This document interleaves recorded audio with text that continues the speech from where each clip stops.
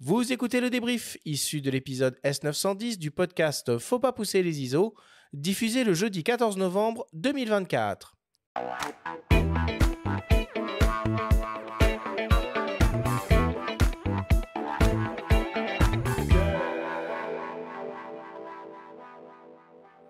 Nous sommes toujours avec Jean-Nicolas Léhec du magazine en ligne Phototrend pour notre grande sélection des meilleures optiques hybrides 2024. C'est le moment du débrief qui vous est présenté cette semaine par ipln.fr, le spécialiste photo et vidéo. Jean-Nicolas, on va essayer de résumer tout ce que l'on s'est dit pendant cette émission. Première question pour toi, quel bilan faire de l'année en ce qui concerne les optiques ? Alors, on a beaucoup de choses parce qu'on a d'un côté des optiques hybrides, entre guillemets, photo plus vidéo, qui commencent à débarquer chez pas mal de monde, notamment chez Canon, mais aussi chez Sigma. Chez Nikon aussi. Chez Nikon aussi, c'est vrai, avec des propositions très intéressantes. On a aussi les optiques de deuxième génération qui commencent à sérieusement arriver, notamment chez Sony, évidemment, mais aussi chez Fuji. Et on a... Et chez Sigma. Et oui, c'est vrai, chez Sigma, j'ai failli l'oublier. Et on a aussi la propension des optiques chinoises à se démocratiser avec l'autofocus, ce qui n'était pas le cas avant. Et ça montre le sérieux de ces compétiteurs qui entendent bien rivaliser avec les optiques coréennes, par exemple, de chez Samyang, et qui pourraient leur faire pas mal de mal. Ou japonaise, parce qu'on a cité le Viltrox 28 effectivement. mm qui ringardise un petit peu le 26 mm f8 sorti par Lumix cette Je année. suis bien Là, d'accord. en termes de spécificité et de prix. Tout à fait. Et par exemple aussi des propositions pour l'astro qui sont assez séduisantes, même pas qu'un peu, j'ai envie de dire. Donc tout ça fait un mix particulièrement intéressant et ça rend l'offre pour hybride plein format et APS-C toujours très intéressante, avec un bémol, cela dit, parce que l'ouverture tant attendue de la monture RF est bien là, mais uniquement pour l'APS-C et pas du tout pour le plein format pour l'instant, ce que l'on ne peut que regretter. Bon, quelles sont les bonnes questions à se poser avant de choisir une optique ?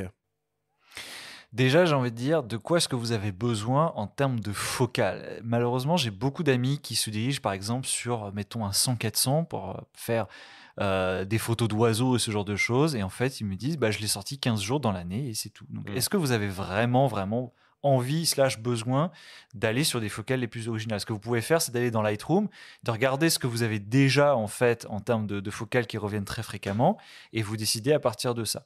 Ensuite, effectivement, c'est ce que vous pouvez voir si vous avez l'envie, par exemple, de faire de la photo d'architecture. Après, ce que vous pouvez voir si vous avez envie, par exemple, de faire de la photo d'architecture, c'est de tester des optiques, par exemple, en les louant, et ensuite de vous faire un avis sur est-ce que ça correspond vraiment à ce que vous avez envie. Est-ce que, par exemple, c'est pas trop large ? Ou est-ce que, par exemple, sur un super téléobjectif, est-ce que c'est pas trop lourd par rapport à ce que vous avez envie d'avoir dans votre dos ? Et oui, parce que la question de l'utilisation en main, mais aussi dans votre sac, est particulièrement prégnante. Et je me souviens avoir fait des choix plus que discutables de point de vue-là à l'époque du réflexe. Et perso, j'ai tendance à privilégier non seulement l'aspect lumineux, donc l'ouverture effectivement de l'objectif, mais aussi le ratio avec le poids, parce que j'ai plus envie de me démolir les trapèzes en transportant du matos trop lourd. Et évidemment, le facteur du prix, parce que dans une époque quand même assez marquée par l'inflation, on n'a pas forcément ni envie ni besoin de se diriger vers des 2 000 – 3 000 euros pour une optique supplémentaire. Heureusement, on a la possibilité d'avoir des choses beaucoup moins chères, mais tout aussi qualitatives. Ce que tu dis, finalement, ça me fait penser qu'on devrait transposer l'adage le meilleur appareil est celui qu'on a toujours avec soi aux optiques. Ce que tu dis sur tes amis et le 100-400, c'est vrai que finalement, le poids, l'encombrement, on peut être tout à fait content sur le début, puis c'est le début, donc on la prend avec nous, cette optique, on va l'essayer, machin, puis au bout d'un moment, au moment de porter le sac, on se dit, bon, finalement, est-ce que je vais vraiment faire l'effort de prendre ça ? Donc, à considérer, et du coup, considérer en premier aussi, est-ce que je suis plus focal fixe ou zoom ? Pourquoi pas, comme tu le dis, on regarde les données EXIF, celles qu'on utilise le plus. Est-ce que finalement, on va pas faire plus de photos avec un 135 mm qu'avec un 100-400 ? C'est vrai. 135 mm sera plus facile à transporter. Et ce qui m'amène justement à la question qui suit, est-ce que ça a encore du sens d'investir dans des focales fixes quand on voit l'évolution fulgurante en termes de qualité optique et de caractéristiques techniques des zooms, en particulier des transstandards ? Pour le coup, effectivement, en termes d'optique, on a eu des progrès assez spectaculaires au cours de ces dernières années, avec la multiplication notamment des lentilles asphériques, qui sont rendues possibles par les progrès des opticiens sur les matériaux composites. Donc ça permet d'avoir des optiques plus qualitatives, moins chères et plus compactes. Donc ça, c'est vraiment génial. Pour autant, de là à dire que les zooms ont supplanté les focales fixes et que les focales fixes n'ont plus d'intérêt, non. Parce que les focales fixes demeurent plus qualitatives intrinsèquement, d'une part. D'autre part, en termes d'exigence en fait pour l'œil, l'utilisation d'une focale fixe demeure hyper pertinente. Et Leica l'a parfaitement compris justement avec ses Q3 par exemple, avec des focales fixes 28 ou 40 mm, et qui forcent en fait à cadrer avec ses pieds, entre guillemets, et c'est hyper stimulant. Et ça donne toujours des résultats qui sont absolument géniaux.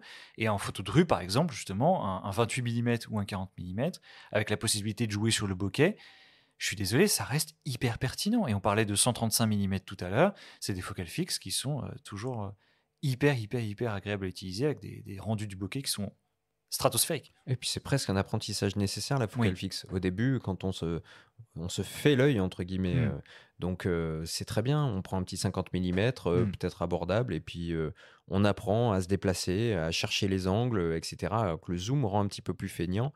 Et peut-être, je dis bien peut-être, hein, c'est peut-être pas toujours vrai, qu'on fait de meilleures photos avec une focale fixe à partir du moment où on a trouvé la focale qui nous correspond.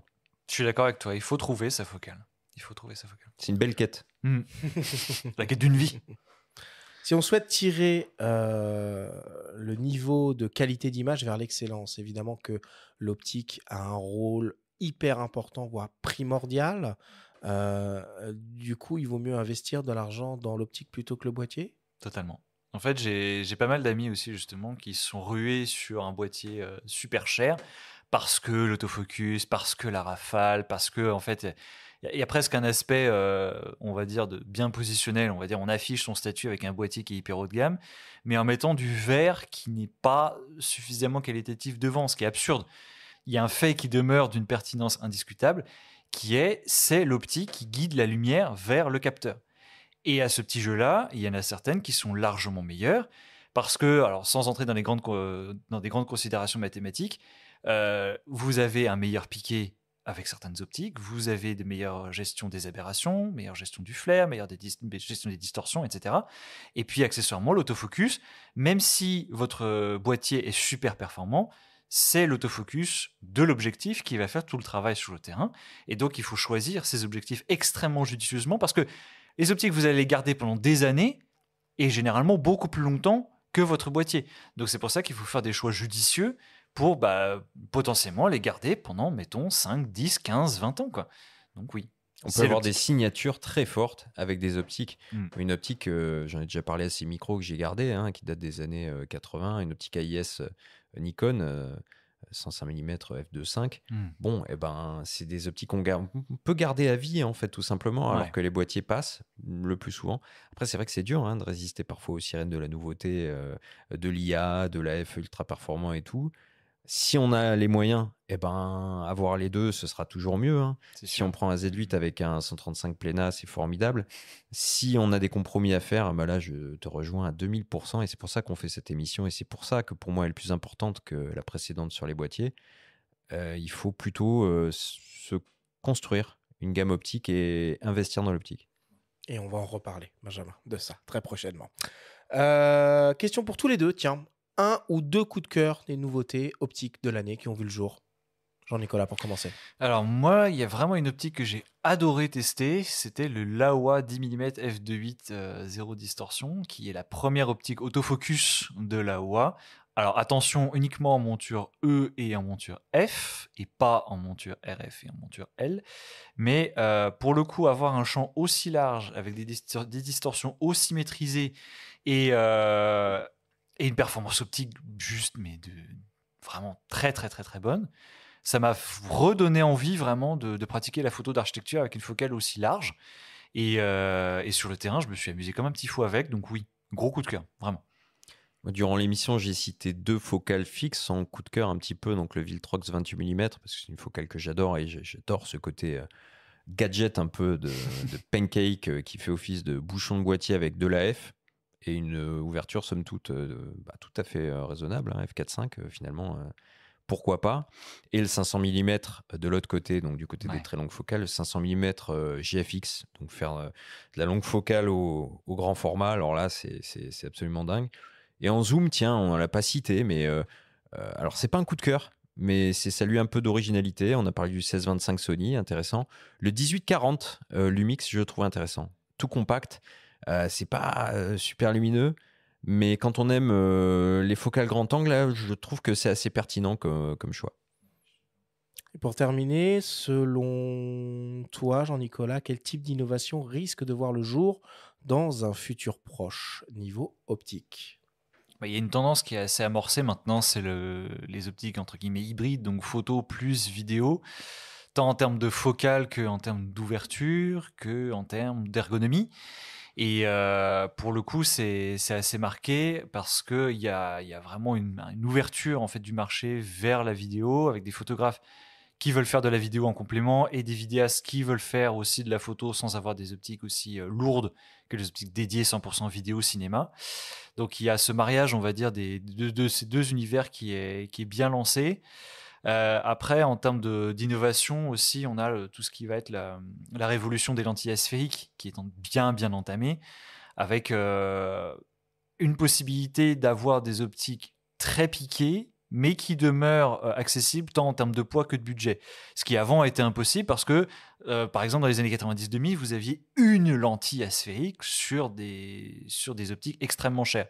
Aujourd'hui, même chez des constructeurs tiers et même sur des budgets de seulement quelques centaines d'euros, vous allez avoir plusieurs lentilles asphériques. Vous allez avoir un piqué de bord à bord qui avant, à l'époque du réflexe, c'était quasi impossible à avoir. Maintenant, c'est tout à fait faisable. Et autant certains constructeurs jouent un peu moins le jeu sur l'aspect compact, léger sur l'hybride, autant certaines optiques se démarquent justement par cette possibilité d'avoir un combo entre ouverture lumineuse, qualité optique et légèreté et budget accessible. Et je trouve ça hyper prometteur et hyper agréable de constater qu'on a toutes ces propositions. Et donc, oui, il y a des innovations encore maintenant sur l'optique, alors qu'on pensait avoir tout vu. Et de ce point de vue-là, c'est vraiment génial. Merci Jean-Nicolas.